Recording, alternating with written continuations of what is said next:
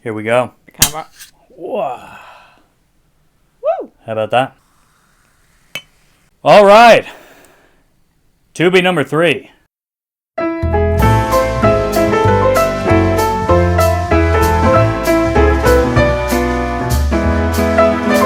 Welcome, one and all, to the 3rd annual Toobie Awards. I am yet again putting on my fake presenter accent.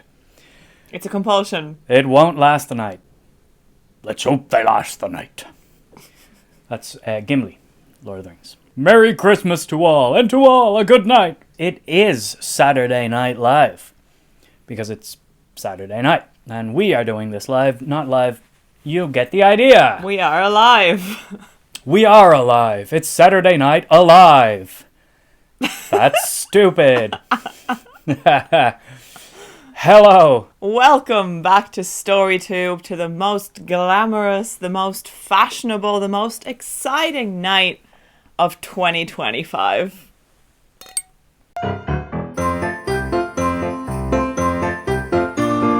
My dear co-host, tell us, what are you wearing? I spent all of the budget of the Toobies on this jacket.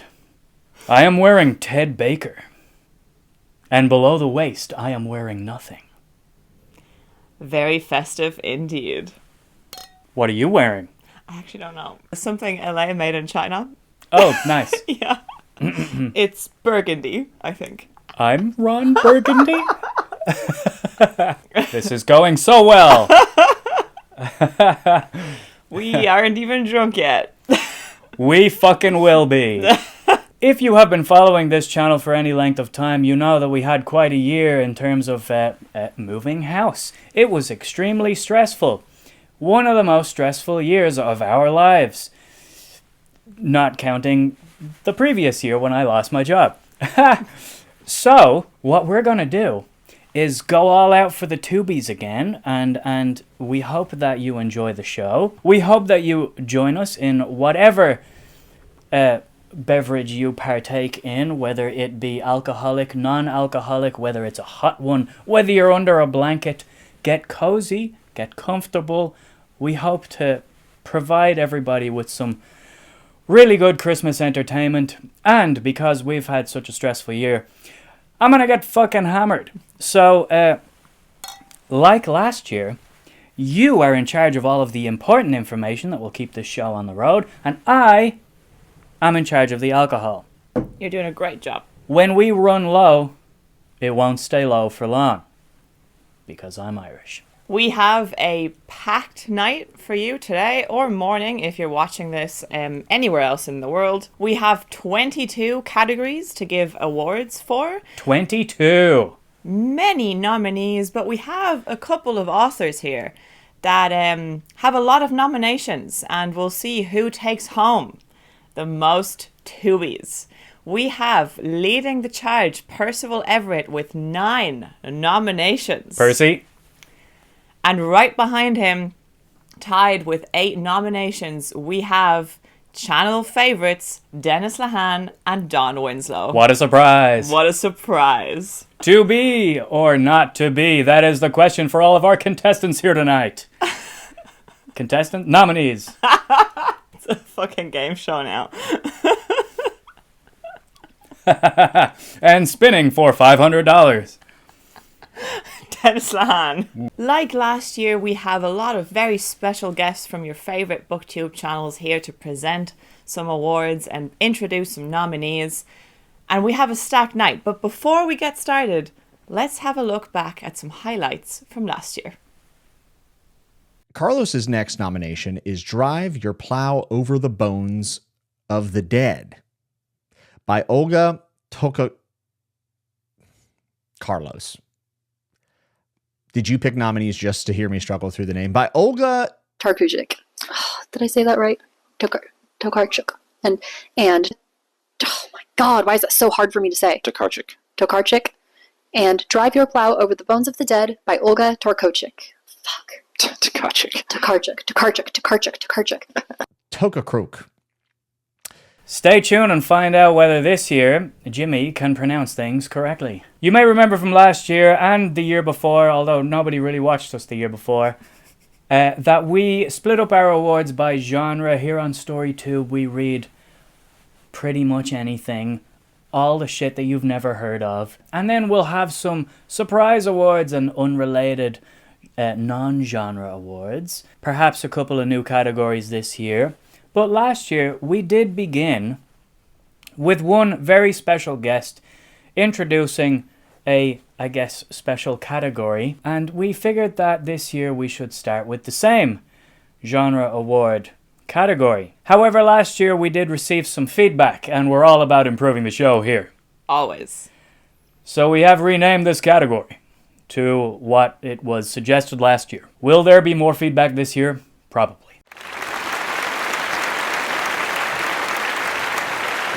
And to kick off the 3rd annual Toobie Awards, the Toobies of 2025, introducing our very first category, the How Often Does Alan Think About the Campaigns of Alexander the Great and Philip of Macedon Award for Best Historical Fiction of 2025.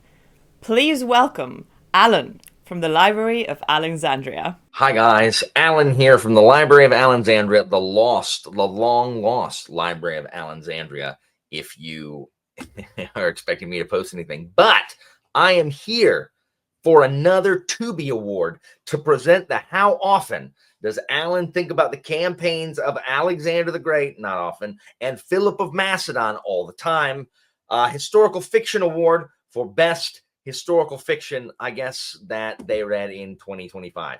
So, once again, this is misnamed because, as you will see, none of the nominees are even approaching the time period of Philip of Macedon and or Alexander the Great, because apparently historical fiction only means Boston in the 1920s, or Boston in some time period.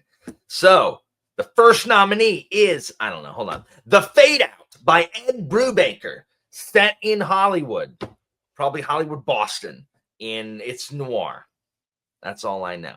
Then we have The Given Day by Dennis Lehane, which is set in Boston in World War I time. Then we have James by Percival Everett, which is the American South and the Mississippi River. And then another Dennis Lehane, Live by Night, which is set in Boston in the 1920s. And then El Capitan a la Triste by Arturo Perez Reverte. And I don't know what that's about because I went to Goodreads to figure out what this was about. It's in Spanish, so I don't know. I do know it begins with a quote: "No era el hombre más honesto, ni el más piadoso, pero era un hombre valiente." Christina! Can you come tell me what this means? Christina knows some Spanish.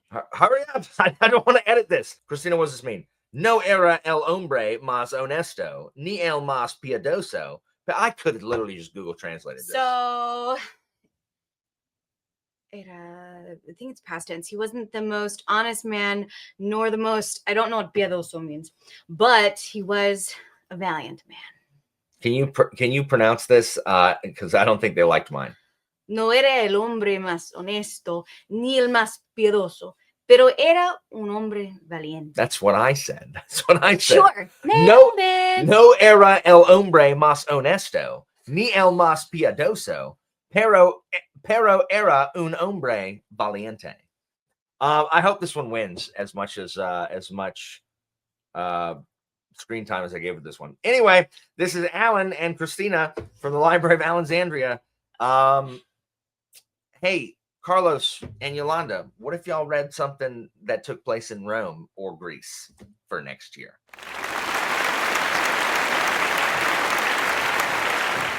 Thank you very much to Alan and mostly to Christina for correctly speaking Spanish there. And well done to Alan for sounding like my Irish dad at Spanish family gatherings.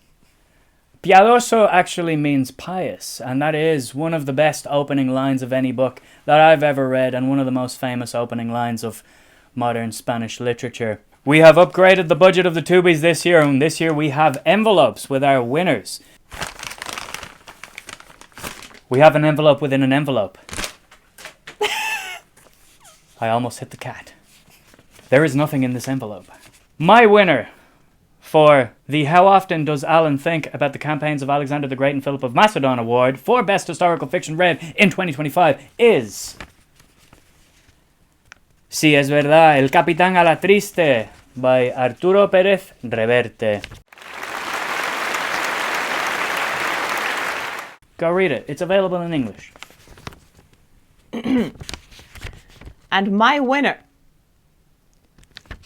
for the How Often Does Alan Think About the Campaigns of Alexander the Great and Philip of Macedon Award for Historical Fiction, I am told by the Toobie Academy, is The Given Day by Dennis Lehane. What a surprise! Applause, applause, applause. Applause, applause, applause. What a great way to kick us off this evening. I don't know about you, but I am really surprised at those winners. Just like this next category. Puns. This next category is for biggest surprise. Surprise.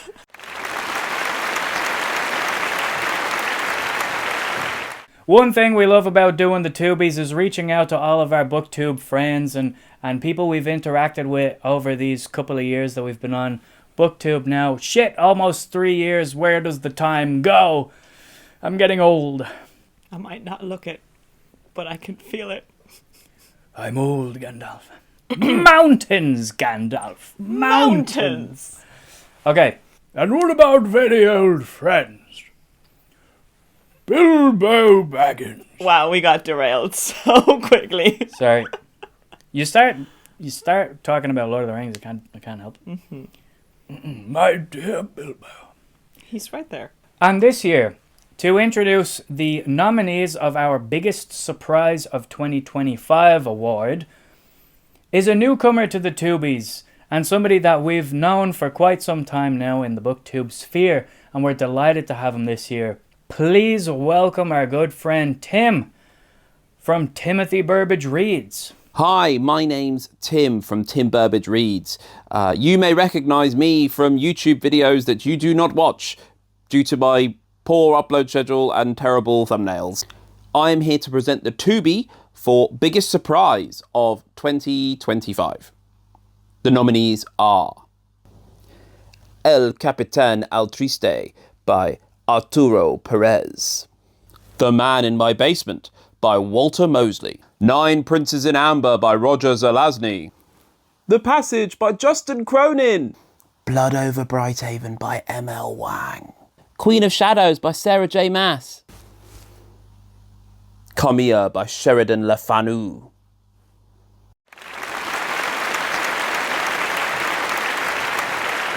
Well done to all the nominees. Thank you so much, Tim, for being here tonight to introduce them. I have the envelope here with the prestigious winners of the Toobie Award to Biggest Surprise.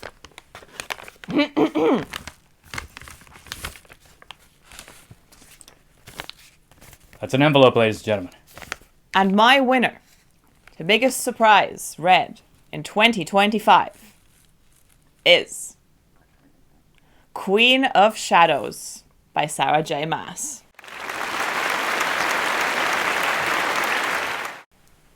Applause, applause, applause. So for me, this award is kind of like the thing that I wasn't planning to read, wasn't on my radar. It was just a book that might have been recommended by a friend, or I'll give it a go, see what happens.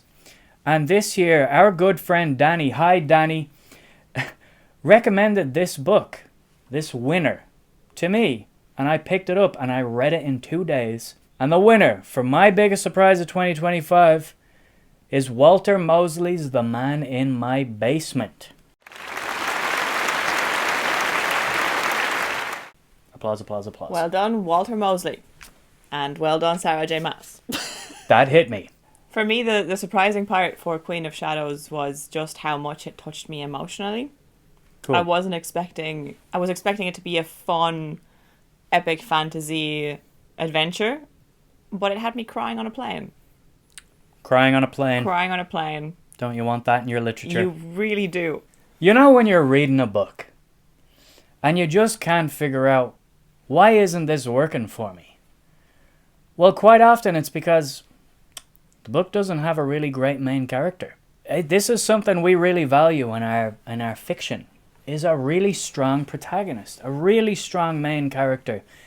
And it doesn't even have to be the main character in the story. Just somebody in that book to really latch onto that pulls you through. This next award, ladies and gentlemen, is to the best character we read in 2025.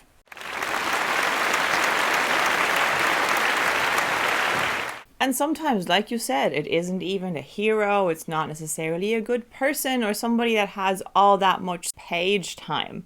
However, they are impactful and the story would not be the same without them. And Booktube would certainly not be the same without our presenter for this award. And we are honoured to have her here today. So please, to introduce the nominees for Best Character Read in 2025, Bookborn. Main character energy. Hi everyone, I'm Bookborn and I am so excited to introduce our next category, which is Best Characters Read in 2025. And I have our nominees right here. Starting with Captain Thomas Coughlin from the Coughlin trilogy, Man in Blackbeak from Throne of Glass, Antoinette Conway from The Trespasser, Conrad Fisher from The Summer I Turned Pretty, Walgast from The Passage, James from James, Denny Malone from The Force, and Frankie Machine from The Winter of Frankie Machine. Who will win in this stacked lineup?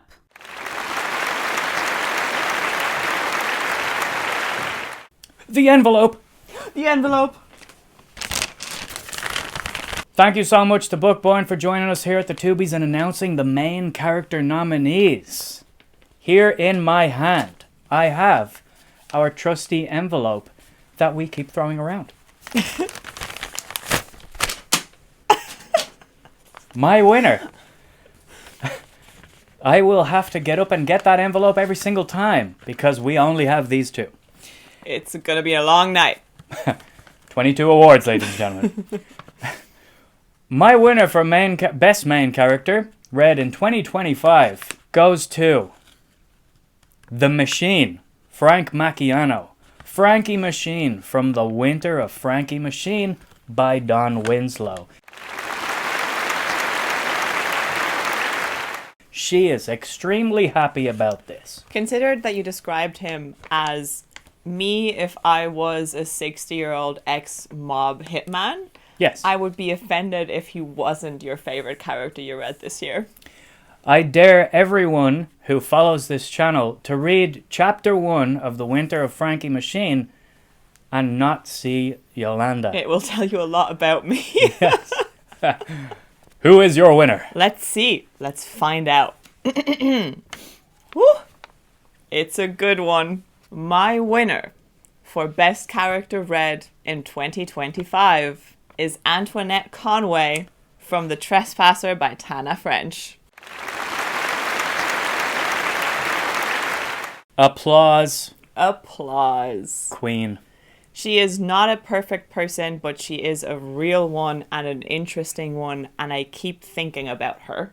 Great character. Fantastic book. Fabulous writer. Nominated in multiple categories. As she should be.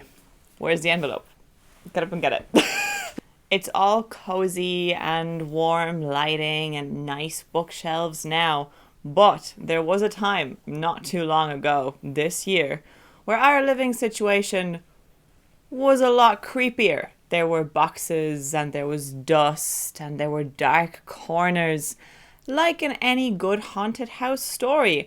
And this happened to be the time where we were also reading some spooky season books, delving into the dark nooks and crannies of humanity, of our biggest fears, pet peeves, and intriguing ghost stories. So next up, we have the Shelley King Award for Best Horror Read in 2025.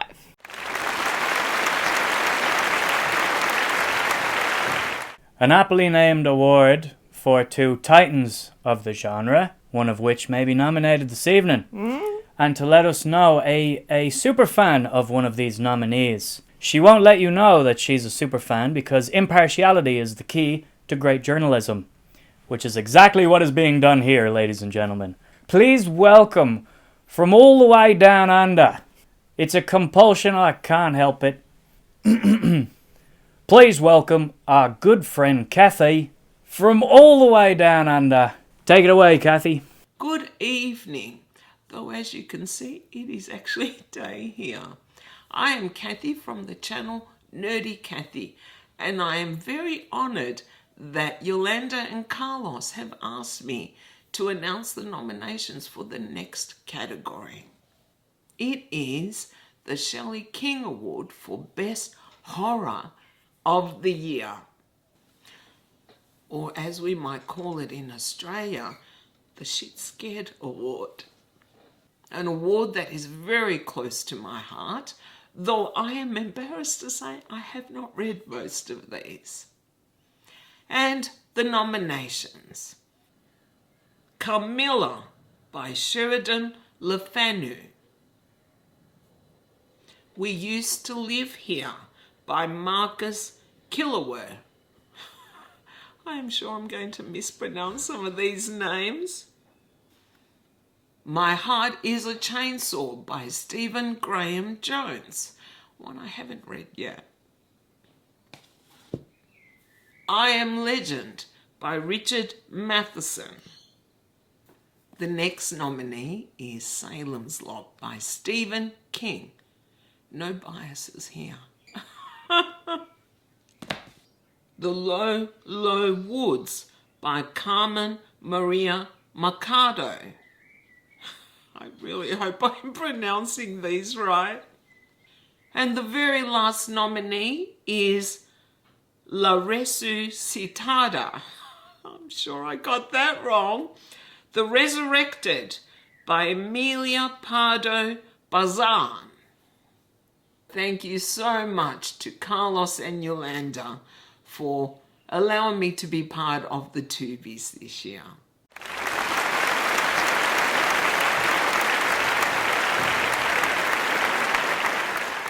Thank you, Kathy, for joining us today at the Toobie Awards and for being so professional and impartial in the way you presented the nominees. Truly an inspiration for us all aspiring to great journalism. I have the envelope here with the winners of the Shelley King Award. Shall we have a look? You are still clapping. Anticipation is bloody killing me. And my winner of the Shelley King Award 2025 for Best Horror is Carmilla by Sheridan Le Fanu, going down the road to Dublin. And my winner for Best Horror Read in 2025 goes out to you, Kathy. It's Salem's Lot by Stephen King, with no outside influence whatsoever. This is just the best horror book that I read this year. The awards are rigged. It was rigged. We can't do that now. No. They won't let us back in the country. This community that we're a part of here on Booktube is full of like-minded people. We're all kind of the same. We get in our zone, we get obsessed with something, and we follow that rabbit hole right down to the fucking end. Mm-hmm. And we don't leave it. And we are just a collection of hyper-fixated crazy people who just really love to read. So we wanted to create an award to acknowledge this part of this hobby, this obsession where we find something we really love and we dig for every layer of it. And we might discover a favorite author and read everything they've ever written. She does that all the time. Or we find a specific topic or a specific genre and we read all the heavyweights and a kind of a lineage of a genre, which is something that I like to do. So we wanted to create an award for our Hyperfixations of 2025. This is the Hyperfixation Award, which we have aptly named the Glenn Cook Travis McGee Award.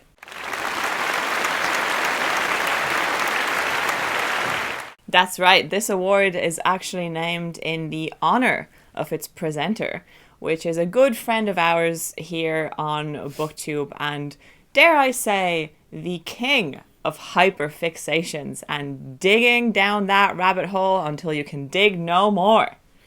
And making great videos about it after. Absolutely, and therefore the presenter here to introduce the nominees to the Hyperfixation Award Toobie of 2025, Joseph from Joseph Reads Books.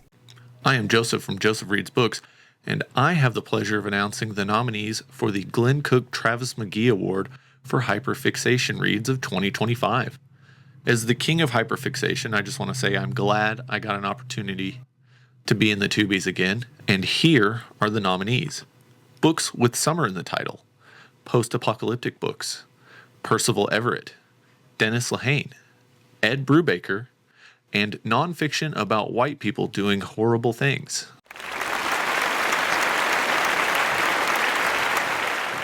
I just want to say a big thank you to Joseph for reading out those nominees and for dressing so smartly.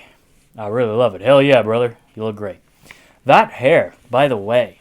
Fabulous. Fabulous mane of hair. What a beautiful man. If we had a Toobie, it's the best hair. You would have competition. Yeah.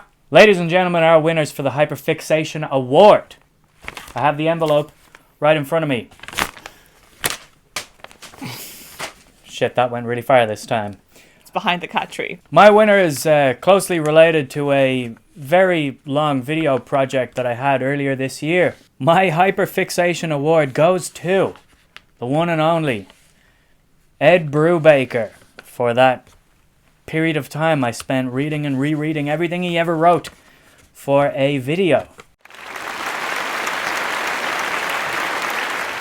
Yeah, no surprises there. My Hyperfixation Award goes to something that truly carried me through the late summer and helped me survive the stress that was buying a house and moving into it.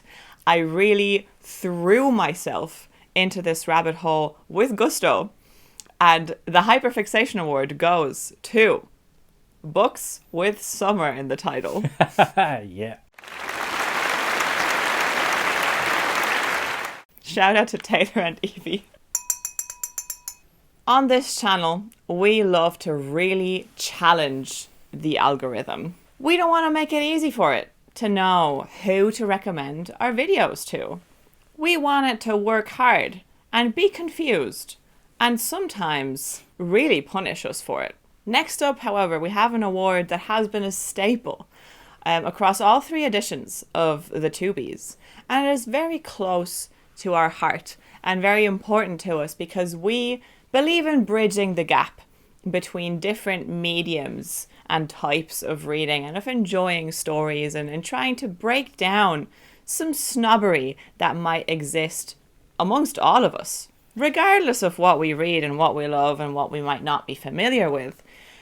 So the next award is one that we feel very strongly about and that is quite deeply connected to some hyperfixations that we've had as well. Yes, indeed. And for the last 2 editions of this award show, I myself have presented this award because it's so near and dear to my heart. This is the Lee Ditko Award for Best Comic Book Read in 2025. However, we had an idea this year. Instead of, once again, me just listing out the nominees, how about we bridge the gap, the divide between Booktube and ComicsTube? So we reached out to our favorite comic book channel on YouTube, a man that has been a presence in this household for many, many years now, on our TV screen and on our laptop screen. Our phones. Who has helped build our comic collection with his wonderful overviews and incredible library of comics. We are absolutely honored and delighted to welcome the Uncanny Omar from Near Mint Condition to present the nominees for the Lee Ditko Award for Best Comic Read in 2025. How's it going, everybody? This is the Uncanny Omar from Near Mint Condition, the home of collected editions. And it's so weird. I think I'm just programmed to do this. I feel like I'm doing some breaking news for Marvel Omnis. But it's not. Today I'm here. I was invited by the folks from StoryToob to talk about the 3rd annual StoryToob Toobies. So it's their award celebration. And I get to talk about the category of the Lee Ditko Award, which is given to the best read of 2025. So I get to read off the nominees. So, without further ado, the nominees are Absolute Batman by Snyder and Dragotta and Walter. Where the Body Was by Ed Brubaker and Sean Phillips. Fatale by Ed Brubaker and Sean Phillips. Wow, they're running up against themselves. Ducks, 2 Years on the Oil Sands by Kate Beaton. Captain Marvel by Kelly Sue DeConnick.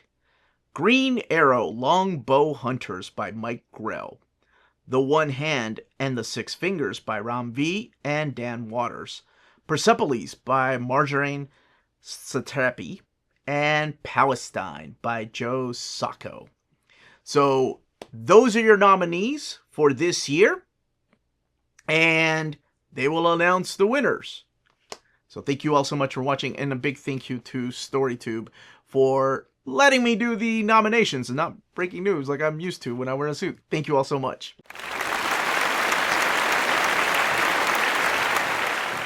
Thank you so much to Omar for announcing the nominees of this category. Very close to my heart. I am actually extremely touched that he was able to do this because I've been watching his channel for years. Thanks again, Omar. Muchas gracias, hermano. And suit up all you minties, because it's about to go down. We're about to announce the winner. We are about to announce a new Marvel Omnibus. This is crazy, and I don't know how much overlap there is between ComicsTube and BookTube and our subscribers. We're a small channel, but if anybody is like, holy shit, this is a crossover I wasn't expecting, please let us know. It'll make our day.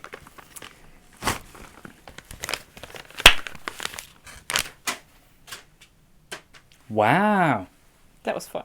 My winner for the Lee Ditko Award of 2025 goes to a book that I had been meaning to read for so long. And it's my niche character that I love and nobody else loves except Joe. Hey, Joe. And I look for him in every comic book shop, and when it's not a huge one, sometimes they have fuck all, like nothing, and it offends me. And I'm so pleased. That I loved this. The Lee Ditko Award goes to The Longbow Hunters, Green Arrow by Mike Grell.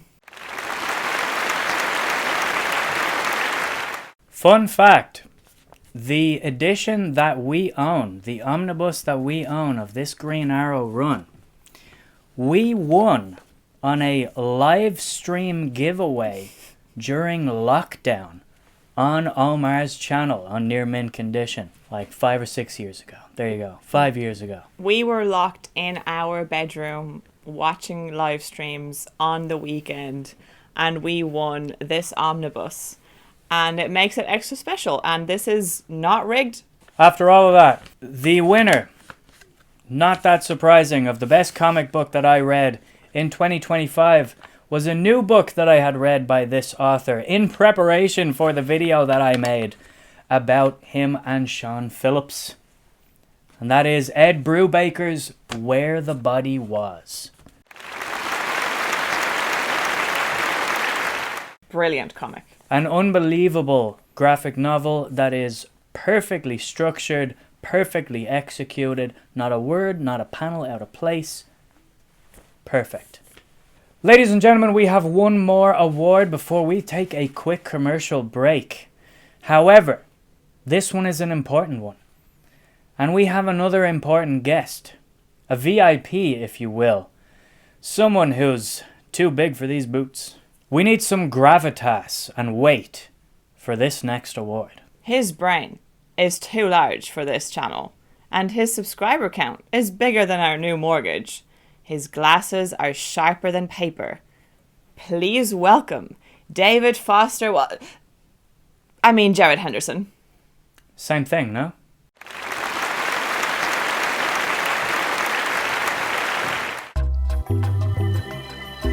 I know this is the moment you've all been waiting for, a literary fiction award from a YouTube channel with 2,000 subscribers, run by two Irishmen who have the least Irish names in history. You've heard their opinions about Dune and Adrian Tchaikovsky and something you people on the internet keep calling Dungeon Crawler Carl, and now you get to hear their opinions about Percival Everett, an author that everyone watching this video will pretend that they've read. For this category, there are 7 nominees. Minor Detail by Adanya Shibli, The Hive, that's in translation, by Camilo Jose Sela, White Noise by Don DeLillo, Human Acts by Han Kang, Eurotrash by Christian Kroc, Prophet Song by Paul Lynch, and Erasure by Percival Everett.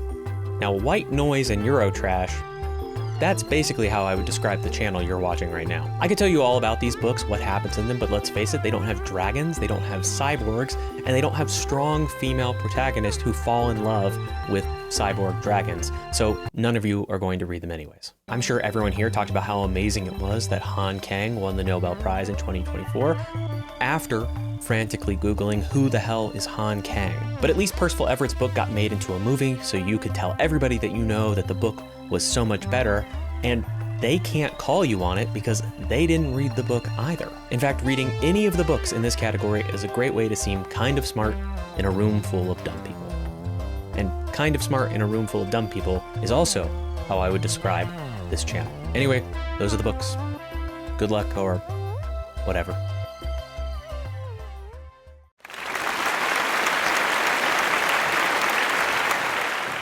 Thanks so much, Jared, for introducing the nominees there and contributing with all of your enthusiasm to these awards. Isn't that wonderful? And Yolanda, how do you feel about now being an Irishman? Where's my fucking pint? There you go.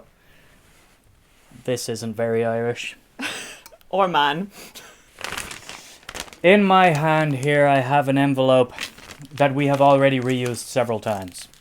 No. It's a brand new envelope that we just got from the Toobie Academy.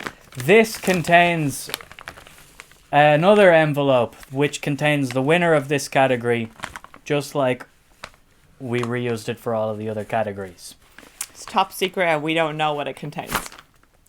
My winner for the Literary Fiction Award for Oscar Bate for the David Foster Wallace Presented Award. Shit. That's behind the sofa. That went behind the sofa. The best work of literary fiction that I read in 2025. I made a video about it that everybody should go watch, please, because it's a good book. It's Minor Detail by Adanya Shibli. The winner for the Oscar Bate Literary Fiction Award of 2025, which we are so honored that David Foster Wallace came to present. Yeah, like, how often do you get the author of Infinite Jest out on YouTube? I heard all about him from all my male college friends. The winner is Human Acts by Han Kang. Recent Nobel Prize winner in literature, I am sure she will be thrilled to add the Toobies to her collection. The greatest honor of her life. We are going to a short commercial break, but please stay tuned. We will be back in no time, and we have so much more fun, awards, special guests for you tonight. Don't go anywhere.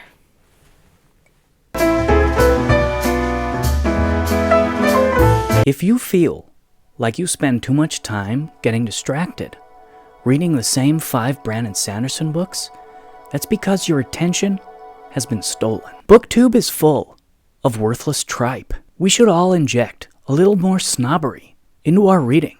If you're not sure how to distinguish a good book from a bad book, I can help you. In just 146 weeks, containing nothing but 12-minute video essays? This low-effort, intensive course will give you the tools to appear smart while remaining dumb. My reading list will teach you what books to browse for in public to appear intellectual with 100% confidence and 0% substance. I can teach you how to half-read more important books than the same 5 fantasy authors that booktubers tell you to read. This is a course of Hendersonian philosophy of the mind. This is how to recenter your attention span into books that are just better. Reclaim your attention from the corporations who are trying to steal it and give it to me. Sign up today for free access to my Substack. Do you struggle to focus at work? Is it difficult to read 10 pages in a row without doom scrolling?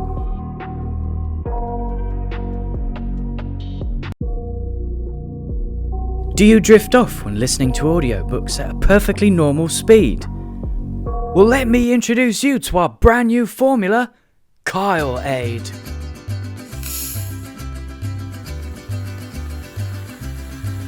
Just one sip of this superhuman attention serum will mean you never have to spend a single moment with your own thoughts ever again. Clinically proven to last for up to 24 hours of undivided, unwavering attention to audiobooks at 3 times the speed. You could read up to 30 books a month without ever having to sleep. Kyle Aid Limited does not accept liability for any of the following side effects: diarrhea, memory loss, missing limbs, missing work meetings, all books blending together, or gout. Welcome back, everybody, to the 2025 Toobie Awards. There is so much left in store for you tonight, and the next category is a big one. For me, personally. Tell us what the next award is, Miss Moneypenny. I'm glad that this award comes right after the prestigious Oscar bait Literary Fiction Award, because it is in a similar vein, just as important and highly regarded for the general public as literary fiction is. And I'm sure that Jared Henderson would agree. Next up, we have the Summer I Turned to Romance Award for Best Romance Read in 2025.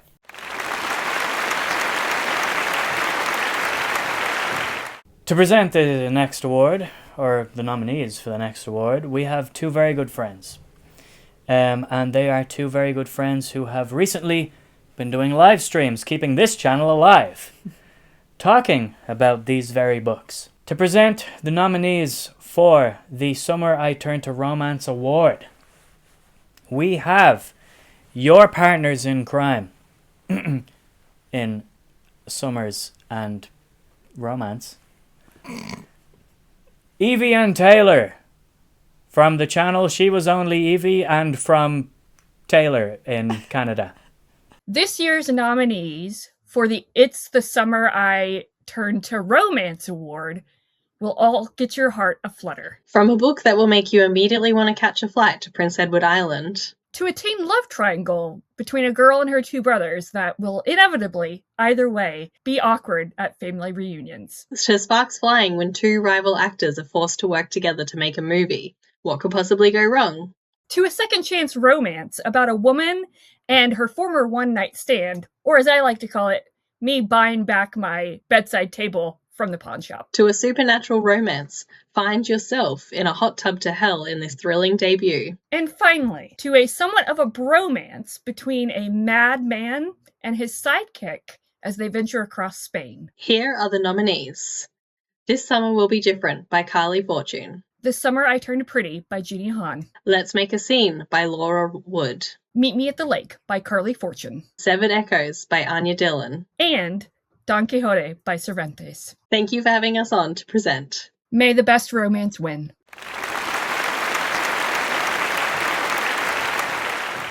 What a worthy group of nominees, especially Don Quixote and Sancho Panza. Thanks for the reminder to read Don Quixote, Evie. And the winner for the Summer I Turned to Romance Award. For the Summer I Turned to Romance Award. Yeah. Nice. Very nice. That is officially its name. Is This Summer Will Be Different by Carly Fortune.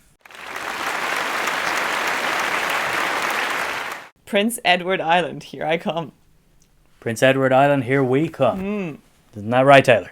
The winner for me is my only nomination this year. Unfortunately, this year I didn't read much romance, any romance really, so I nominated a romance-adjacent book, but that's fine because Anya Dillon told me herself that she originally started writing this book as a romance novel, and then it became many, many, many different genres, which we have now nominated 2 years in a row in several genre categories. The winner for Best Romance of 2025 for me is Severed Echoes by Anya Dillon. Well done, Amanda. Well done for your second Toobie. Second Toobie Award winner. Change your name in Discord. That didn't go how I wanted it to go. Unfortunately, Amanda, Anya, can't be here today to accept the Toobie because she is very busy, you know, celebrities and how they are. She has a very, very busy schedule, but I am sure... She's in Vegas right now. I am sure that she would be here if she could. Congratulations, Anya. This next award is for the shittest books of the year. We do not tolerate shit on this channel. We exercise our right to DNF, as the Booktube people say, books that we deem to be shit. However, much like in the movies with the Razzie Awards, we do like recognizing these books for their similarity to fecal matter. And to present this award is none other than my countryman and the king of DNFing himself, the big dog DNF hammer, RJ, from RJ Tries to Read.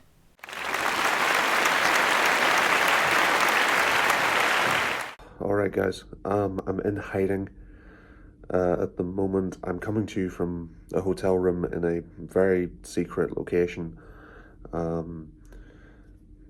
You know, I can't, it's been tough, guys. You know, being the DNF king and DNFing books all the time, you know, you're going to piss off some people, even though, you know, all my opinions on DNFs are 100% correct and are never wrong. It still pisses off some people, so it's just life. It's just the risk you take as the DNF king. But just because I'm on the run doesn't mean that I can't present the nominees for the DNF award of 2025.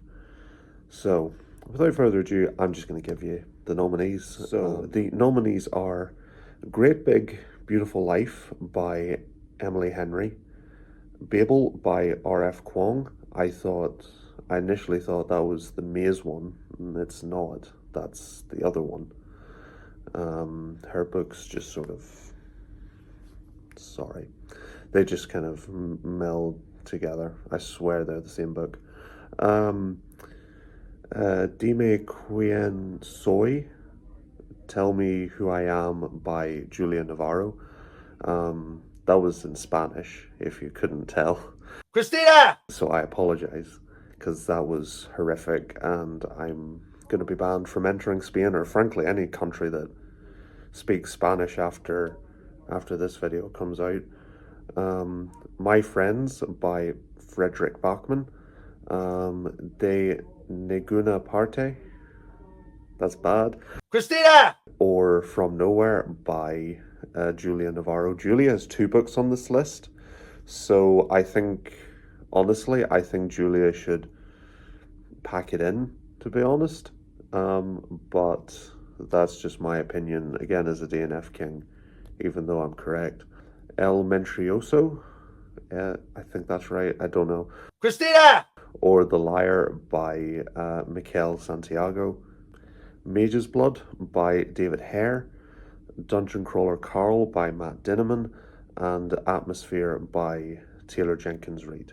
Good luck to all the nominees. I am just being told I'm getting a knock on the door, so that is most likely the guy who has it in for me. So I'm going to go and beat the shit out of him real quick. So, slam.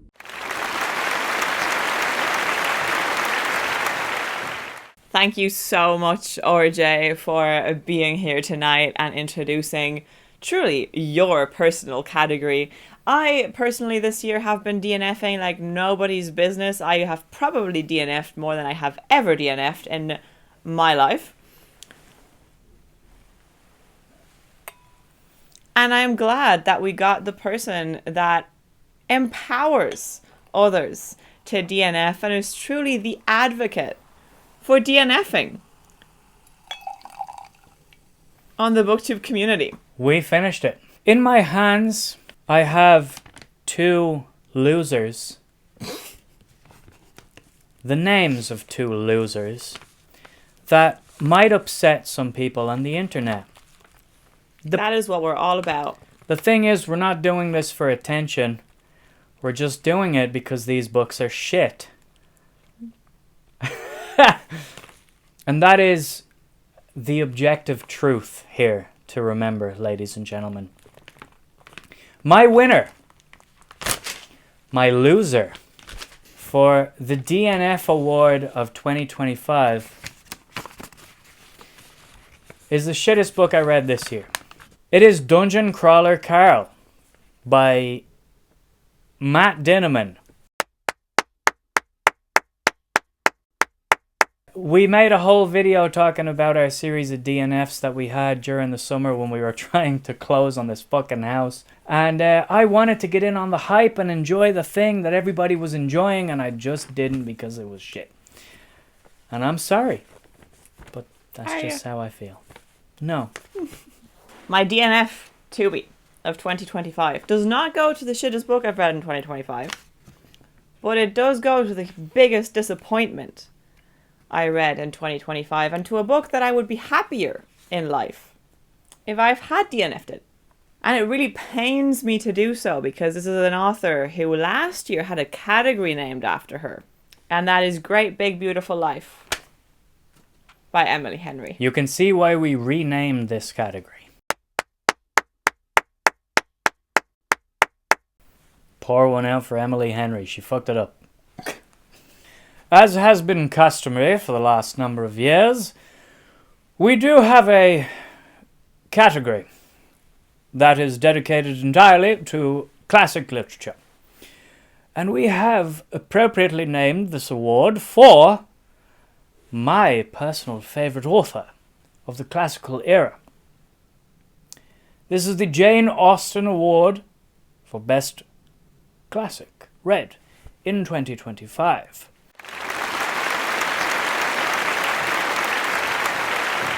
However, we did not read too many classics in 2025. There are not many nominees in this category, but we do have some special guests to announce the nominees in this category.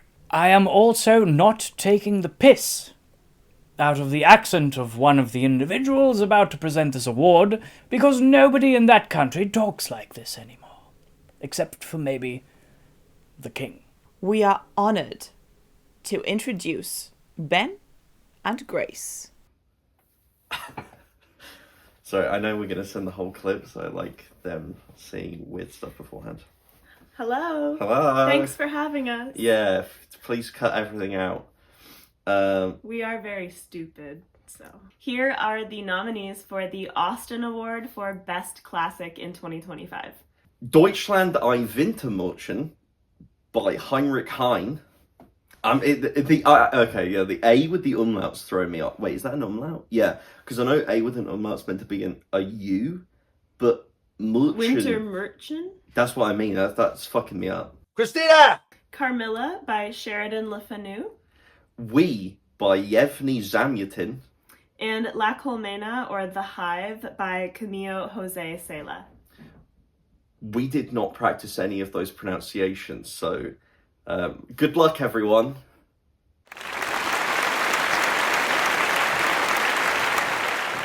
I want to extend my deepest gratitude to Ben and Grace for contributing to the Toobies this year. I know you're not Cockney. It's the only accent I can do. You're right hard, lad. I can only do Cockney, really. Or full Shakespeare. I'm a theatre kid. I used to do really, really pronounced accents. So, thanks for letting me do that. Anyway, we want to thank Ben and Grace for their contribution to the Toobies this year. And for opening the doors of CoupleTube. Because there's 2 of them, we might see them again. And now for the winners. We have an envelope here with the winners of the Austin Awards. We finished the alcohol again. For best classic. I gotta go get more. Red in 2025. And my winner of the Austin Award for 2025 Best Classic Red this year is Carmilla by Sheridan Le Fanu. Vampire novel. Predates Bram Stoker's Dracula. Everybody read it. Also from Dublin, the winner for Best Classic that I read in 2025. It pleases me that it's a Spanish one. And it is La Colmena, or The Hive, by Camilo José Cela. And very good job to Grace for pronouncing that very well. Next up, we have another big one, people. We have a genre award, a big, important one. And I am so happy that for this one specifically, we have a very special presenter. We have last year's winner of the Millennium Falcon Award for Best Science Fiction Read, here to present the Millennium Falcon Award for Best Science Fiction Read of 2025. And that is Anya Dillon, author of Severed Echoes, a wonderful book, Toobie Award winner, otherwise known as Amanda from Shelf Unstable. Take it away.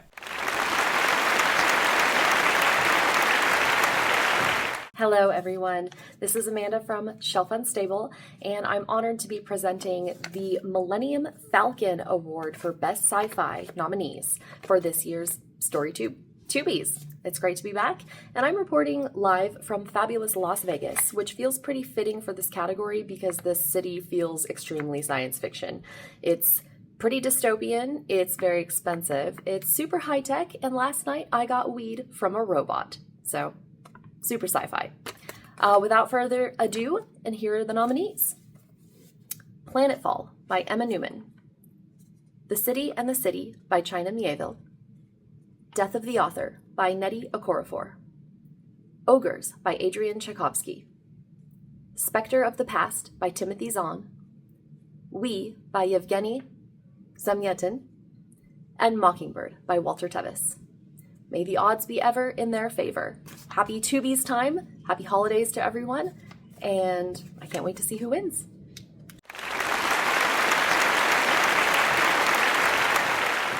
Thank you, Amanda, coming to us live from Las Vegas. I have received the envelope here with the winners to the Millennium Falcon Award of 2025 for the Best Science Fiction Read. We have appropriately changed attire for the occasion. Sponsored by Lucasfilm. Ooh, somebody here will be pleased. The Millennium Falcon Award Toobie to Best Science Fiction Read in 2025 for me goes to Planetfall by Emma Newman.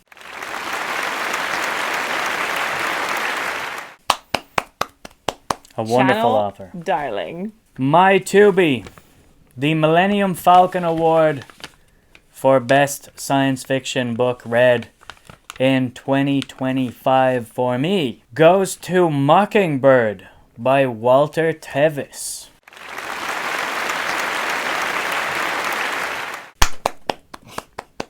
Applause, applause, applause. This next award is a meaningful one because I am what they would call a short king. This award is recognizing those small but impactful reads. Sometimes a 1,000-page tome is just too much, and quite often you yearn for those reads that are short but sweet, that don't necessarily go on for too long or stretch to great lengths. Size isn't everything, as they say. It's how you use it. And to present the nominees for the Chekhov Award for Best Short Fiction read in 2025, we have a short queen, Joanna, from Joanna Reads.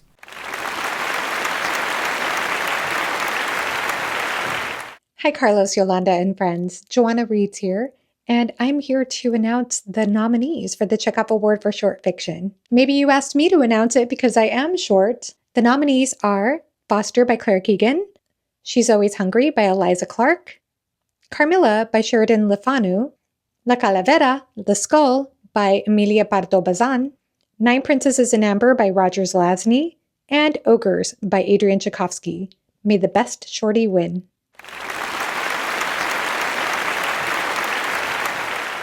Thank you so much, Short Queen Joanna, for introducing the nominees for the Chekhov Award, a very prestigious award at the Toobies. And I have the winners in this envelope. My winner in this category might please our presenter. It is Foster by Claire Keegan. Short, but wonderful. Much like our co-host. And also pleases our co-host. Great book. And my winner for the best short fiction read of 2025, I myself, standing 5'8" tall, would like to announce Ogres by Adrian Tchaikovsky as the winner for best short fiction read in 2025. It also pleases the co-host. This next category is a new one for the third edition of the Toobies. And we figured there are a lot of awards out there in the world that praise the substance of a book. And there are a lot of sayings out there and that would corroborate this stance on praising substance over beauty. Don't judge a book by its cover. Well, what if we do? What if we do judge books by its cover and give them an award for it? But not just the cover. This is an award to honor the best edition, the best physical book that we have bought or received in any capacity in 2025, because we are not just fans of stories and the words on the page. We are fans of the actual pages that carry those words and of the covers that bind them, and we appreciate beautiful books with special touches, with something that makes them stand out from the crowd. And therefore, we have an award for judge these books by their cover. Since this is a showpiece award, we could think of no better man than the showman of Booktube himself. Take it away, Brian from BellTube. Hello, I am here today to present the Toobie Award for the nominees for the Judge These Books by Their Cover Award for Prettiest Books Bought or Received in 2025. It truly is every booktuber's dream to present a Toobie, and when they came to me and said, we have this award that talks about the presentation and the packaging far more so than the quality of the insides, well then surely they've come to the right place. Let's get right into this. The nominees are, for the Judge These Books by Their Cover Award, The Winter of Frankie Machine by Don Winslow, signed first edition hardcover. A Cool Breeze on the Underground by Don Winslow, mass market paperback. Red Rising, signed special editions. Star Wars Revenge of the Sith 20th Anniversary Edition. Erasure by Percival Everett. The Given Day by Dennis Lehane, signed first edition. Malazan, The Broken Binding editions. And The Passage by Justin Cronin, signed first edition. And the Toobie goes to... Thank you so much to Brian for announcing the nominees in this category and for bringing the pizzazz and panache that is much needed to the Toobies 2025 edition. These are the editions that are winning our Judge a Book by Its Cover award. And for me, it's the Broken Binding Gardens of the Moon, which is kind of a stand-in for the Malazan Broken Bindings, some of which were gifted to me by Evie. And for you? For me, it is a signed first edition hardcover of The Winter of Frankie Machine by Dawn Winslow, which is a very special book for me. It is one of my favorite books ever. When I was a teenager, I used to carry it around in my bag constantly and read it whenever I was feeling anxious. It is the proto-comfort read for me, and I have been told by a reliable source that Frankie Machine is basically me if I was a 60-year-old mob boss, hitman, ex, whatever. So this one, having it in hardcover, having it as a first edition that is in incredible condition, that also happens to be a really cool edition of it, that is signed, is just extra special. So there was nothing that was going to be able to top all of those boxes being checked on top of the most important one of them all, which is nostalgia. There's too much joy and optimism in this show as it stands. It's just not realistic. We need to bring things back down to earth. We need to look at the world the way it is. We need to be realistic. We need to be sad. This next award is for Most Depressing Read of 2025. Something that made you cry. Something that took away your will to live. Something hopeless. Nothing matters. We're all going to die someday. Hello, everyone, to another category here at the Toobies. I am the Appalachian Aristotle. Some might call me the Appalachian asshole, but I don't care about those people. And what is more depressing than Appalachian? Not many things. And our good friends Carlos and Yolanda here at StoryToob decided to give me my own category because of this. It's called the We'll All Die Someday Award for the Most Depressing Read of 2025. I'm nothing but, if not consistent, and I don't know if I should be flattered or concerned, insulted. It doesn't matter. We're all going to die one day. Okay, and the nominees are one of my personal favorite books of all time, Demon Copperhead by Barbara Kingsolver, Mockingbird by Walter Tevis. I've read that. The Passage by Justin Cronin, kind of a banger. The Sisters Brothers by Patrick DeWitt, haven't read it. Human Acts by Hong Kang, I own it, haven't read that. Prophet Song by Paul Lynch, the Irish 1984 as some would call it. One Day Everyone Will Have Always Been Against This by Omar El Akkad. I probably butchered that name and I apologize. World Gone By Dennis Lehane. There's a strong Dennis Lehane bias on this channel. Won't be surprised if that wins. Bullshit Jobs by David Graeber. I've Sworn Twice. Minor Detail by Adonia Shibley. I don't know what that is, but those are your nominees for the most depressing book of 2025. Good luck. Nothing matters.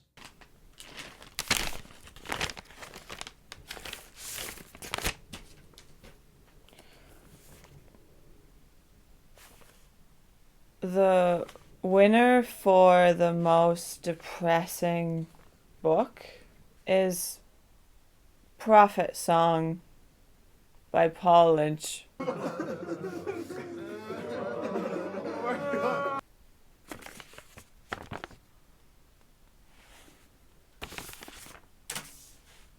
I don't even care. That's cool, bro. It's whatever. Doesn't matter. I think it's like Demon Copperhead or something. Whatever. Whatever.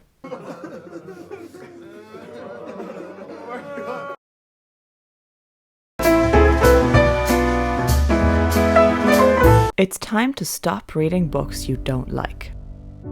Just because you started something shit doesn't mean you have to finish it. I would know. I used to make myself finish every book I started, no matter how shitty. But one man has given us hope. And he has made that hope available to you for $59.99. The DNF Hammer will empower you to set healthy boundaries with those books. You can now focus on the books that you actually want to read. Never suffer through visual fecal matter ever again. Get yours today.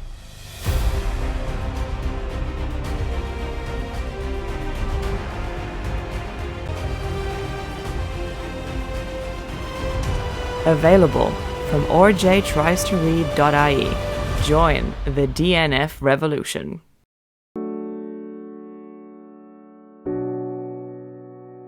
Hello there. Have you ever wanted to start a podcast? Do you want to improve the quality of your YouTube channel? Or do you simply want to have a more commanding, authoritative presence in your daily working life? I can help you build a more professional persona for your hobbies, your podcasting, and in your professional life. I can show you how to have text rolling across the screen to make it look like you really know what you're talking about. I can also show you how to inject some dry, sardonic humor so that people like you. And I can show you how to drop your voice 5 octaves deeper to have those subscribers flocking to your videos. I'm Britcher from the Library Ladder, and welcome to my masterclass.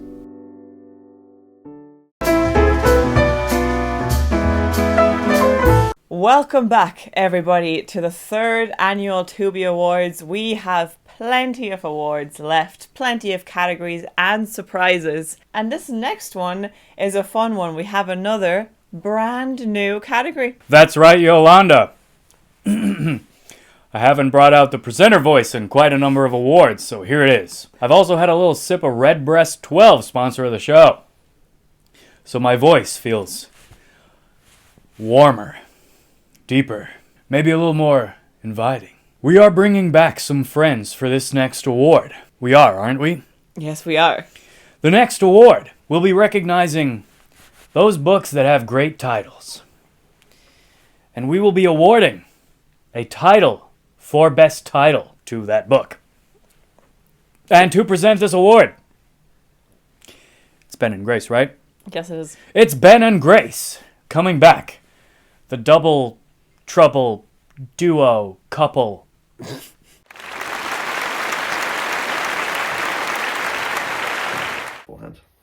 Hello. Hello. Thanks for having us. Yeah. And the nominees for the title for Best Title Award. Oh, sorry. It's a joke. All right. We'll do that again for you. I genuinely thought that you just said that wrong. Okay. I went, wait a second. And the nominees for the title for Best Title Award. The Winter of Frankie Machine by Don Winslow. The One Hand and the Six Fingers by Ram V and Dan Waters.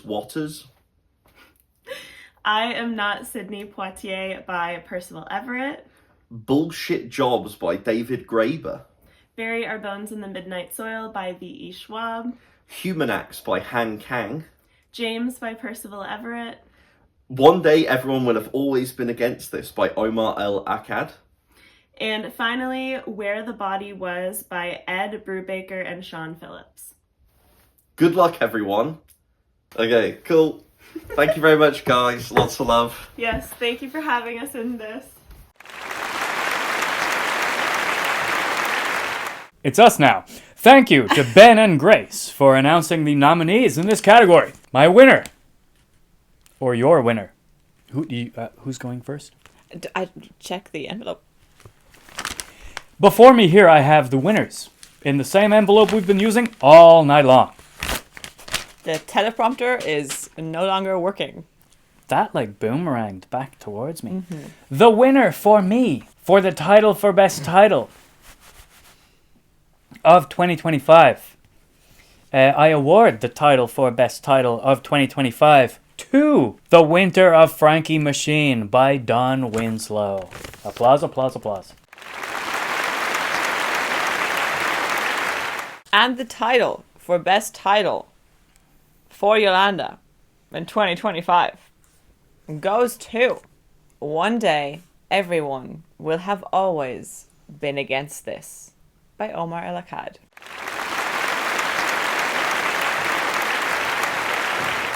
Listen, we're a public broadcast and not all the decisions here are made by us. Personally, we are under some pressure to meet quotas, and some of those quotas include being a little bit more diverse in how we read. We can't just read European stuff. So this next award is the award to the great American novel read in 2025. Hitting that DEI quota, am I right?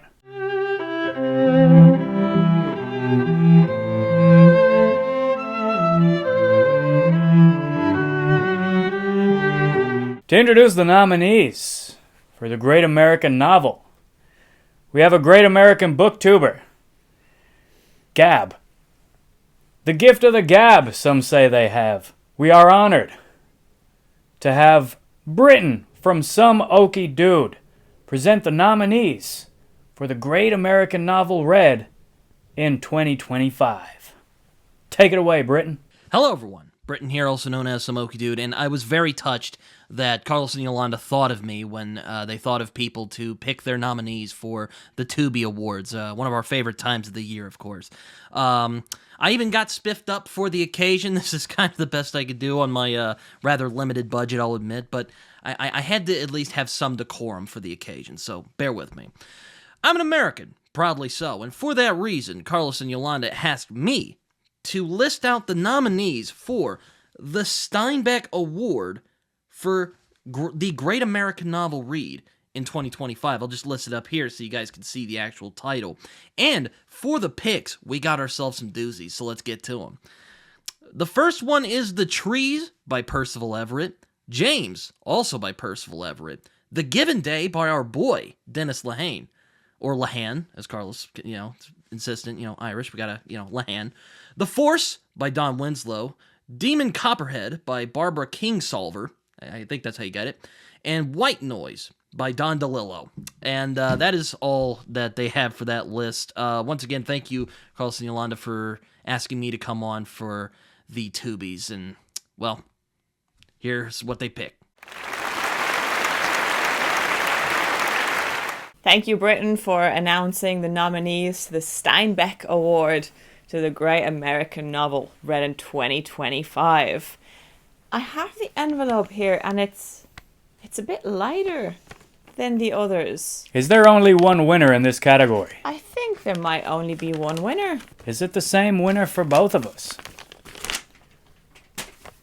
I think it might be. There's only one title written here. Do you want to go on the count of three? One, two, three. James by Percival Everett. Congratulations, Percy. Congratulations. Si os acordáis del año pasado, tuvimos una categoría, un premio, dedicado a libros no en inglés o libros en otros idiomas. Por desgracia, el año pasado no leímos mucho en otros idiomas, pero este año sí.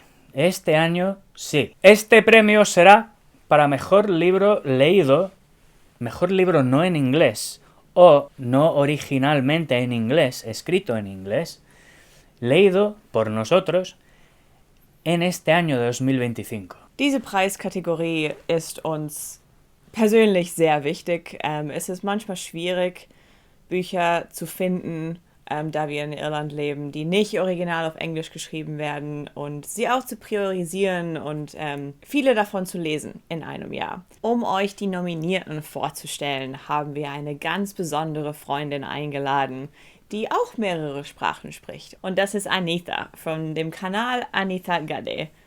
Willkommen, Anita, und vielen Dank. Gesundheit.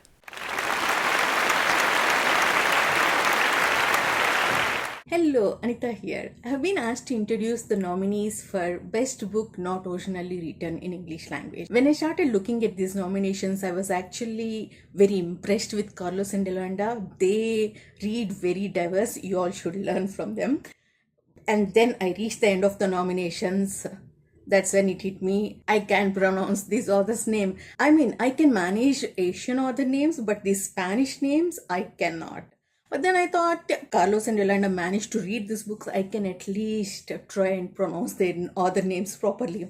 So I took a wide journey to learn the pronunciation of these Spanish names. In the process, I even started following a Spanish booktuber. I don't understand a thing what he was saying, but I listened to him talking. I mean, when there are English pronunciation, I can also come up with my own pronunciation, right? And I can also do it with respect. So that's what I'm going with. So if you hear my pronunciation, I'm not butchering it. That is, I came up with my own pronunciation. Let's look at the nominations for Best Book Not Originally Written in English. Why is this so tough? Why can't we call them translated works? Even that award name is a tongue twister for me. Enough of the rambling. Let's look at the nominations for the Best Book Not Originally Written in English Language. Persepolis by Marjan Satrapi. Eurotrash by Christian Kracht. Human Acts by Han Kang. El Capitan a la Triste by Arturo Perez Reverte. Christina! Minor Detail by Adanya Shibli. La Colimina by Camilo José Cela. Muchísimas gracias, Anita, por presentar los nominados a este gran premio. Ahora toca anunciar los ganadores. Ich habe hier den Umschlag. El ganador, para mí, para este gran premio de mejor libro no en inglés o no originalmente escrito en inglés, ¿será El Capitán a la Triste? No, es Minor Detail by Adania Shibli. Oh, der Preis geht an Human Acts by Han Kang. Enhorabuena, felicidades a los ganadores. We wanted to save at least one award for ourselves to introduce and announce nominees. We picked the one that would probably interest nobody else on this corner of Booktube, just because it's shit that we read for fun, clearly, and it's not really talked about on Booktube all that much. This category is the Well Actually Award for Best Non-Fiction Read in 2025.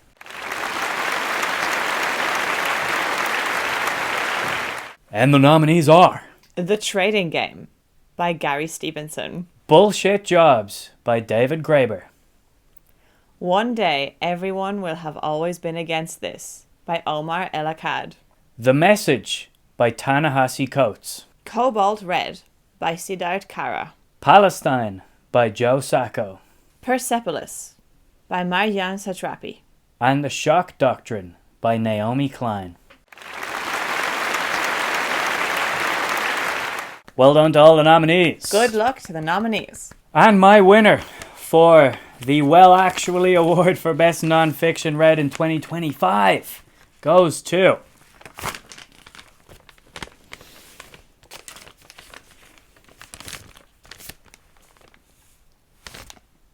Bullshit Jobs by David Graeber. My Well Actually Award for Best Non-Fiction Read in 2025. One Day Everyone will have always been against this by Omar El Akkad. 2 awards. Congratulations. We are getting very tipsy right now, so we are going to go for another short break and maybe eat a little bit of food, drink a little bit of water. But please sit back, relax. We will return after these short messages.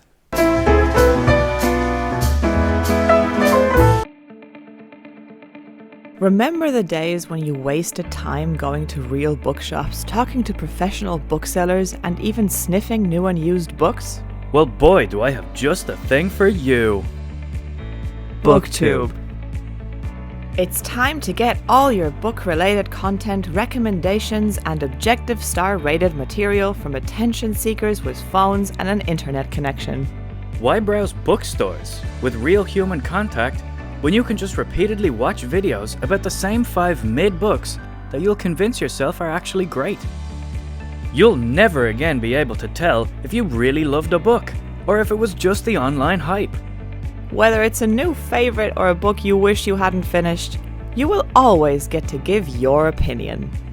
You will find booktubers that reel you in with books you're interested in, only for them to later completely pivot genre and follow their own reading habits. Or stop making videos entirely.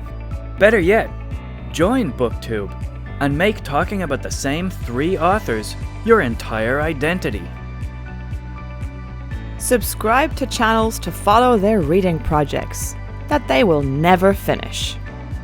And once the interesting book recommendations dry up, it gets even better. You have a plethora of self-referential content about the state of Booktube itself and its effects on the reading habits of booktubers you're watching, creating a feed of meta noise that is as difficult to penetrate as Ulysses. What are you waiting for? Join the best community on the internet.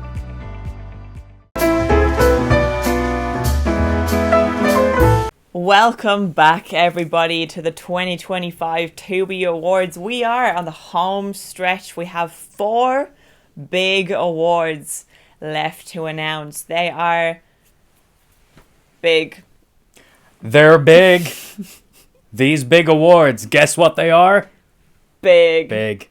The next category celebrates a genre that truly is a cornerstone of Booktube. A corner of Booktube that is its own realm, so to speak. This is the Tolkien Award for the Best of Fantasy.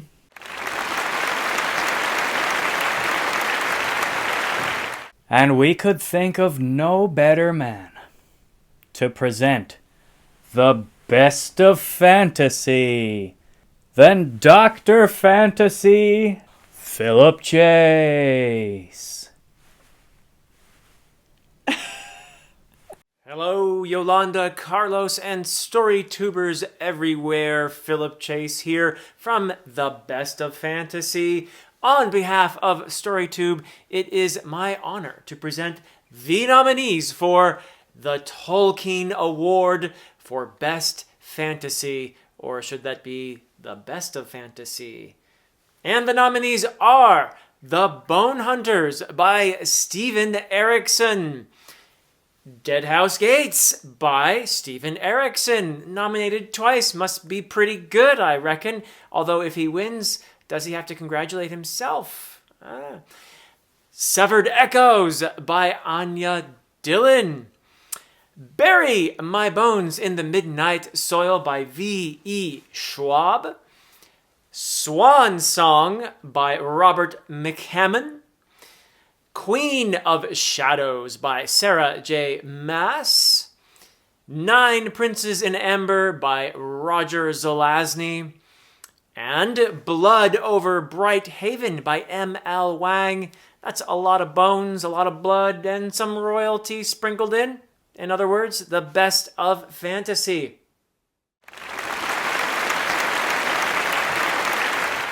Thank you, Philip, for introducing the nominees to the Tolkien Award.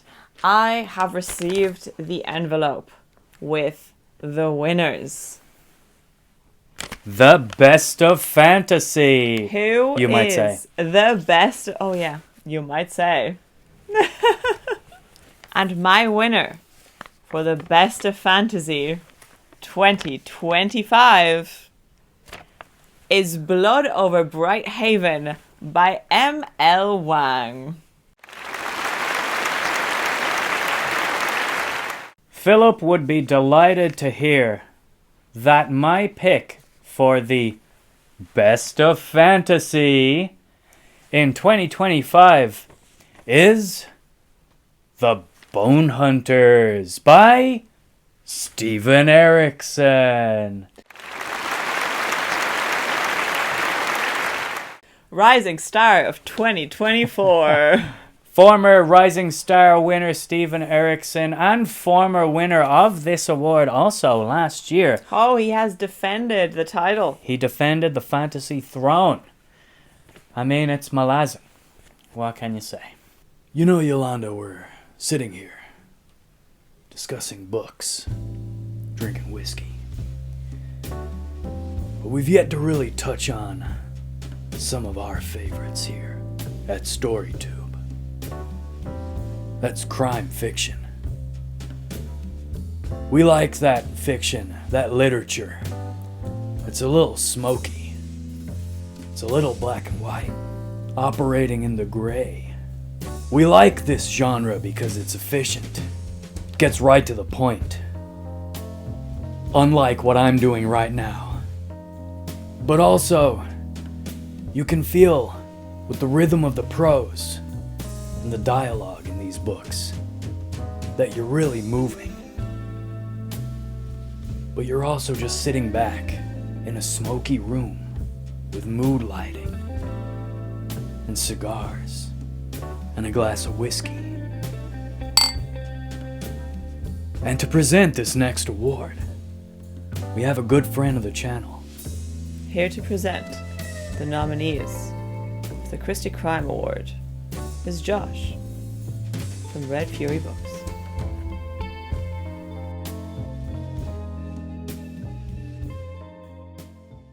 Hello, Carlos and Yolanda, and all the viewers of StoryToob. I'm so excited to be back at the Toobies to present this award. It's Josh here at Red Fury Books, and I'm here to present the award for the Christie Crime Award for Best Crime or Thriller Book Read in 2025. First nominee, Where the Body Was by Ed Brubaker and Sean Phillips. The Trespasser by Tana French. Damascus Station by David McCloskey. Live by Night by Dennis Lehane. I have a copy here. This is the second of the Coughlin novels. All three Coughlin novels are just fantastic. The Force by Dawn Winslow. I have that one too. This one's great. Dirty Cop. So well done. Typical Winslow. Home run. The Winter of Frankie Machine by Dawn Winslow. That one's on the TBR. Hopefully I will get to that one next year. The Hunter by Tana French. And The Killer Inside Me by Jim Thompson. I'm going to go get my popcorn and find out who wins. I got handed a brown envelope. We're gonna look what's inside. I don't really know, but I hear it's a winner of an award. And I gotta read it out to you. I was hoping for some cold hard cash, but that's not the case. We got a different case here. Who gives a fuck? The winner for me, for the Christie Crime Award, for Best Crime Book Read in 2025, goes to The Force by Dawn Winslow. Applause, applause, applause. Sorry to anybody from New York. Hey, what are you gonna do? Forget about it. Ugh, I wish I could do accents. Leave the gun, take the cannoli. Sorry. As tempting as it is to keep the Christie Crime Award in New York and New York only, for my winner, we are taking a little journey and we are traveling from Boston to Tampa, Florida, and the winner is Live by Night by Dennis Lehane. What a shocker. 2 shocking winners in this category for this channel. I'm sure anybody who may have watched us for any length of time would be absolutely bamboozled by these winners. And thanks again to Josh from Red Fury Books for presenting this category.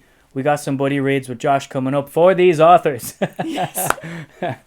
We're looking forward to that in 2026. Christmas may be a time of merriment and joy, but throughout the rest of the year, sometimes one finds oneself thinking about the end of the world. And it's not all doom and gloom at the end of the world. Is it? Mostly it is. Let's face it, in the grand scheme of things, we have some really important heavy hitters in these categories, and this is not really one of them, but it is important to some people. Like my dear co-host, who went through a huge phase of collecting and reading post-apocalyptic books this year. Interpret that as you will. We decided to create a whole new category this year to recognize and award those books that are about the end of the fucking world. However, we recognize that this is a genre and a category that can lead to existential dread, depression, and profanity. So we wanted to balance that out with the classiest person we could think of on Booktube. Some might call him the dad of Booktube. He's certainly old enough. But also, he has made multiple videos about these books, or these types of books. This year, we could think of nobody better to present the nominees for the Doomsday Award for Best Post-Apocalyptic Fiction of 2025 than Bridger from the Library Ladder.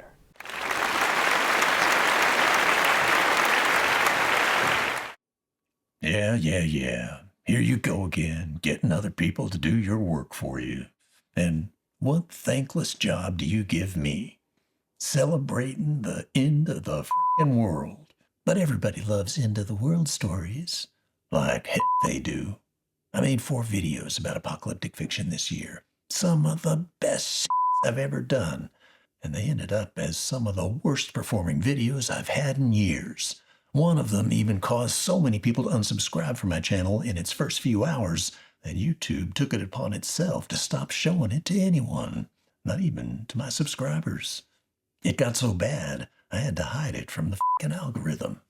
So, giving me this category is like rubbing salt in my wounds. A pretty sh**y move on your part. Why couldn't you give me one of the prestige award categories, like the most pretentious book, character, or author award? What? I'm not pretentious enough? You had to ask Jared f***ing Henderson? Carlos, you miserable c***. I mean, at the very least, you could take a few pointers from the Golden Globe Awards and provide your guests with plenty of pre-ceremony libations. But no, I had to provide my own. Cheers to you cheap buzzards. All right, let's get this minus crack show over with. And for the second year in a row, you got the category name wrong. It's really not hard to see the connection between the nominees in this category and your recent change of address. City life lost its appeal for you with all its teeming masses of right and proper c***s. And now you've decamped to your cozy little cottage for 2 by the sea. Let's just call this the Greta Garbo I Want to Be Left Alone Award. The 7 books in this category, 5 from Carlos and 2 from Yolanda, say a lot about their recent state of mind. They seem almost like wish fulfillment reading, hoping that 99.9% of the population would just go away. I'll start with Carlos's books. There's We by Yevgeny Zamyatin, first published in 1924. In the panopticon 26th century, everyone lives under totalitarian rule, where privacy, intimacy, and individualism are outlawed, and everyone literally lives in glass houses connected to each other. It's the novel that inspired George Orwell to practically plagiarize it in his 1984, with deep insights such as touch grass and on a beach in private can be fun. There's I Am Legend by Richard Matheson from 1954. It's the novel that inspired the monumental 2009 film Daybreakers, starring Ethan Hawke. Oh, wait. Wrong movie about one man's quest to cure the diseases causing much of humanity to turn into vampires.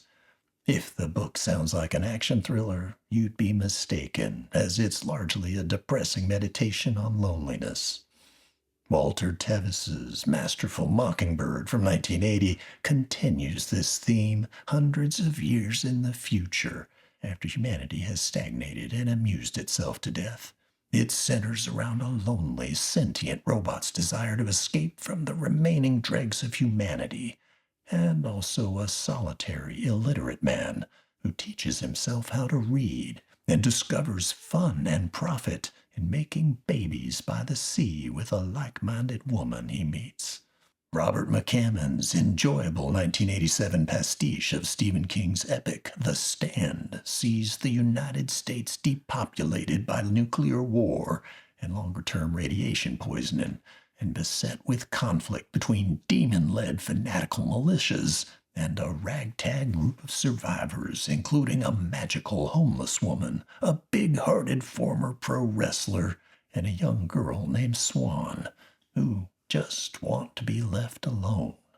Nothing less than the fate of the world is at stake in this tale of good versus evil. Carlos's final nominee is Justin Cronin's The Passage from 2010. Imagine psychic, vampire-like super predators developed by the military who find their way into society. It doesn't go well for humanity. Yeah, I can see the Dublin parallels already, and why StoryToob scampered to the wilds like the surviving remnants of the human race do in this novel. True to Carlos and Yolanda's own lives, The Passage provides plenty of thrills and chills, deeply moving character studies, and vivid illustrations of human endurance and sacrifice. If it's possible to write a literary vampire action thriller, this is the template. Okay, 2 more to go, and these are from Yolanda. The first is The Inescapable Station 11 by Emily St. John Mandel from 2014 that, according to Google Gemini, served as inspiration for every post-apocalyptic novel written since then, and even some that predate it by decades. For that reason, I think Station 11 deserves great praise and blame for the state of apocalyptic fiction today. Watch my Literary Apocalypses video, if you dare, for more of my thoughts on it. And the final book is Prophet Song by Paul Lynch from 2023, which somehow won the Booker Prize. It's a pre-apocalyptic tale that might be summarized as, what if Cormac McCarthy wrote a novel about Ireland turning fascist? It might shine a little light on why Yolanda was so eager to escape from Dublin with Carlos. Happy Christmas, everyone. And as a footnote, no animals were harmed in the filming of this video. I do in fact have an authentic pure-blooded redneck pedigree. Jared is actually a sound Carl, and no profanity crossed my lips, as skilled lip readers can confirm. Artifice, suggestion, and misdirection are powerful tools used by dystopian regimes. It has been 237 days since the outbreak, but we wanted to check in and thank Bridger from the Library Ladder for announcing the nominees for the Doomsday Award. Aptly renamed the I Want to Be Left Alone Award. It's so long ago now I can't remember, but I think my winner was The Passage by Justin Cronin. Ever since we lost the others, I haven't had access to many books. But out of the 2 that I still have, the winner is Station 11 by Emily St. John Mandel.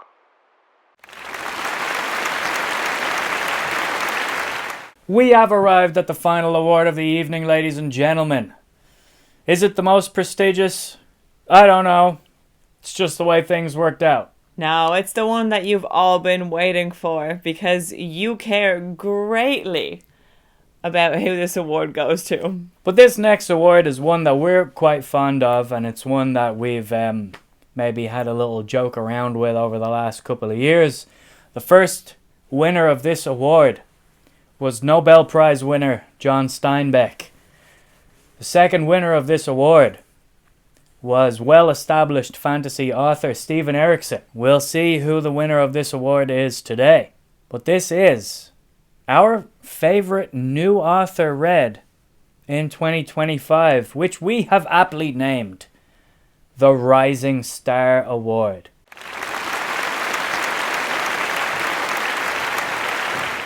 Because this is the peak of all of these authors' careers. To be recognized by us, this small 2,000 sub YouTube channel where we get drunk and talk shit, this is the award that they've been waiting for. This is the award that their whole careers have been leading up to. It's the Rising Star because from here, they can't rise any further. Now, it is worth saying that this is not necessarily the favorite book of the year and who happened to write it. It is an author that we've read for the first time that either because of the amount of books we've read this year by them or just because of the merit of maybe one book we've read by them has become a new favorite author. You know when that author just clicks for you and you just know, yeah, this is an author for me. This award is recognizing those authors. And we had the idea to include a rising star of Booktube to present this award. Someone who's starting to make some waves in the community. You may not have heard of their name, but you will soon enough. We are all about empowering small creators that are making a name for themselves. Absolutely. We're here to give them a platform to raise their voice so they can reach much wider audiences. Much like these authors. Yes, indeed. Let's see the nominees. Thanks for your faith in my channel, guys. I am excited to bring you the Rising Star nominees today. We have 9 nominees today, starting with Percival Everett, Justin Cronin, Dawn DeLillo, Anya Dillon, David McCloskey, Tana French, China Mievel, Carly Fortune, and Emma Newman. And to announce the winners for this category, first is Carlos's winner, Percival Everett, and for Yolanda, Carly Fortune. Congratulations to the winners of this category. Thank you so much, Murphy, for announcing the nominees and the winners for the prestigious Rising Star Award. What an honor for Percival Everett and Carly Fortune. And what an honor for Murphy Napier to appear on StoryToob. Of course. We have done it, everybody. This concludes the 3rd annual Toobie Awards. It is our favourite time of the year. It is our favourite video to film. We kind of cannot believe that it's the 3rd time we get to do that. It's been a rocky year for us on Booktube. We've struggled to film, we've struggled to make videos, and we really appreciate immensely that you guys are still showing up to watch our videos, even though we've been pretty inconsistent in the second half of the year. This brings us a huge amount of joy, so thank you to everybody watching this. Thank you for everyone who's watched anything that we've put out this year, and thank you so much to everybody who has taken time out of their day to send us a clip to help us put this show together. Yeah, huge thank you to all of the booktubers that have contributed to this silliness. We love the silliness here at StoryToob, and just any way that we can celebrate the good that is this community towards the end of the year. This season is very special to me. I'm not a religious person, but this time of year just gets that kind of sense of community and sense of comfort, and celebrating the little things in life that bring you joy.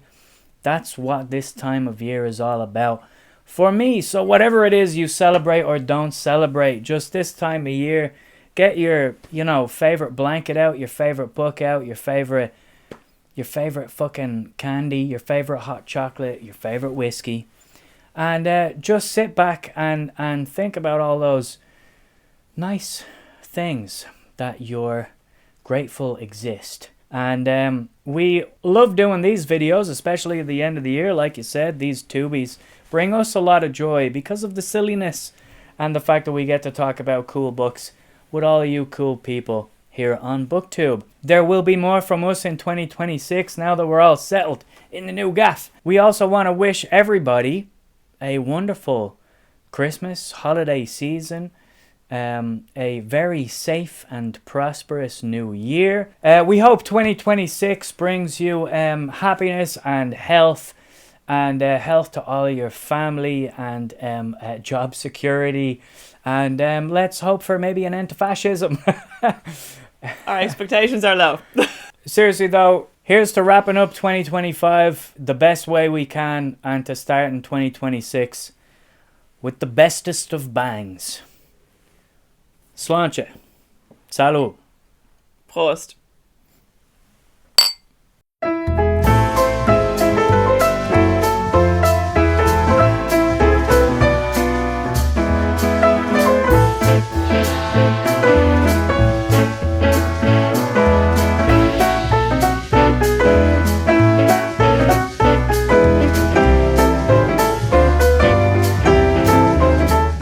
During that commercial break, we were ourselves having a break.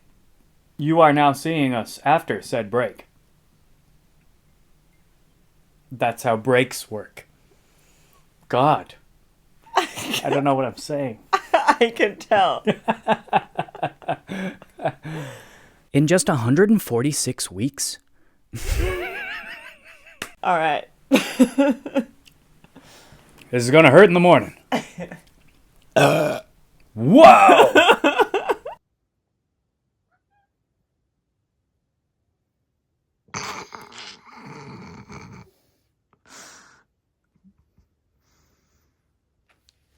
Dun dun dun dun dun dun dun dun.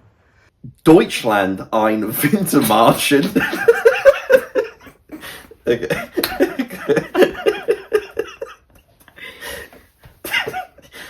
I can get this. Hello. Hello. Thanks for having us. Yeah, please cut everything out.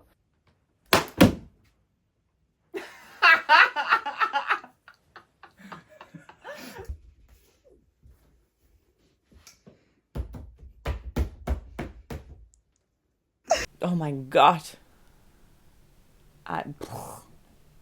Gesundheit. Danke.